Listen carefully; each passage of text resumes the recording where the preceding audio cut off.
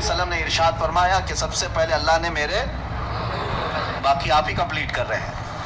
پتہ ہے، ہر سنی کو پتہ ہے کہ سب جانتے ہیں حضور نے فرمایا سب سے پہلے اللہ نے، حضور نے کیا فرمایا؟ میرے نور کو پیدا. یہ سب کو پتہ ہے، لیکن حدیث اور بھی ہے.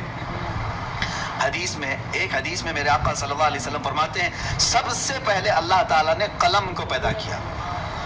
سب سے پہلے اللہ نے قلم کو پیدا کیا.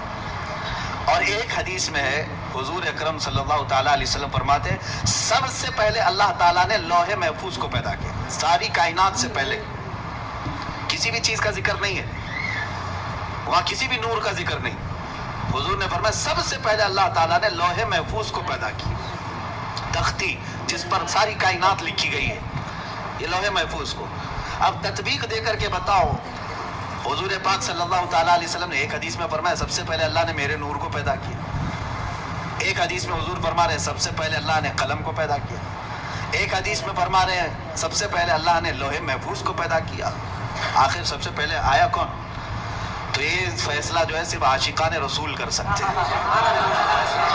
فنا فی الرسول، عاشق رسول اقبال لاہوری فرماتے ہیں، قلندر لاہوری علامہ اقبال یہ کہتے ہیں اس کا فیصلہ یہ ہے یا رسول اللہ لوح بھی تو قلم بھی تو، تیرا وجود الکتاب، ساری چیزیں آپ ہیں یا رسول اللہ.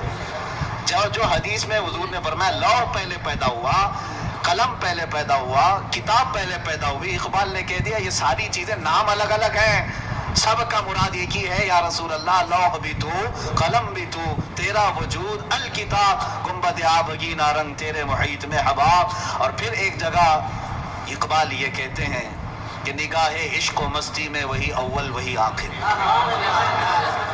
ہاں ایک مسئلہ یہ بھی ہے کہ رسول کریم صلی اللہ تعالیٰ علیہ وسلم سب سے پہلے پیدا ہوئے، سب سے پہلے پیدا ہوئے، اور پھر سب سے اخیر میں آئے، سب سے اخیر میں آئے.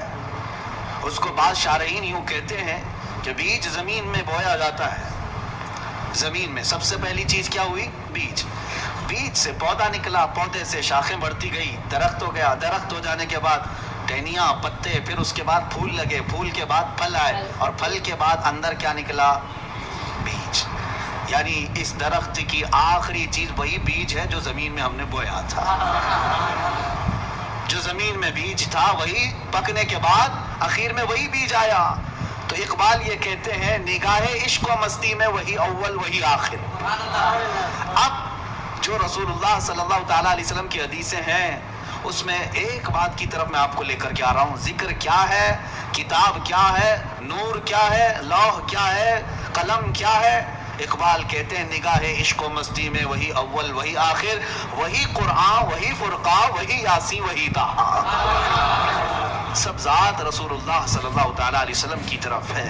بہرحال میرے عزیزو، ذکر الہی میں اگر نبی پاک صلی اللہ تعالیٰ علیہ وسلم کا ذکر نہ ہو تو پھر وہ ذکر کی مجلس ہی نہیں ہے، ذکر کی مجلس ہی نہیں ہے.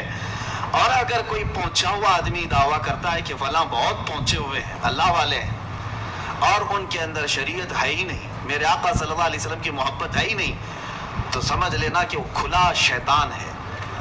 چاہے وہ تمہارے سامنے شعبدہ بازی کر کے دکھائے، جس کو تم کرامت سمجھتے ہوں گے، آسمان میں اڑ کر کے دکھائے، پانی میں چل کر کے دکھائے، اگر میرے مصطفیٰ کی محبت نہیں تو وہ شیطان ہے. وہ شیطان ہے. کیوں؟ اعلیٰ حضرت نے بھی فرمایا بخدا خدا کا یہی ہے در. اللہ تک پہنچنا ہے تو میرے مصطفیٰ کی ذات سے ہی جانا ہوگا، نہیں اور کوئی مفر مقر جو وہاں سے ہو یہیں آ کے ہو، جو یہاں نہیں تو وہاں نہیں. حضور پاک صلی اللہ تعالیٰ علیہ وسلم کی طرف ہم سب کو چلنا ہے. عزیزان گرامی وقار، میں تقریر کی غرض سے نہیں بیٹھا، مجلس ذکر ہماری قائم کرنی ہے. اس سے پہلے دلوں کو گرم ہونا بھی ضروری ہے، اور ہمیں پتہ ہے سنیوں کے دل گرم ہوتے ہیں تو نام مصطفیٰ سے ہوتے ہیں.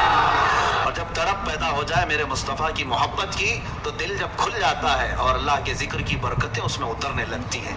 جو بند دل ہے یا زنگ آلود ہے اس کو چھانٹنے کے لیے میرے مصطفیٰ کا ذکر کافی ہے.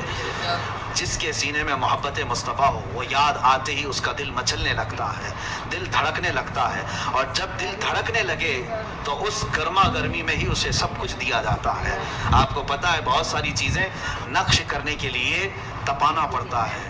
ہاں سونے کو نقش کرنے کے لیے پہلے آگ میں تپایا جاتا ہے، جب وہ گرم ہو جائے تو چھوٹی سی ہتھوڑی سے اس پر اچھا خاصا نقش بن جاتا ہے۔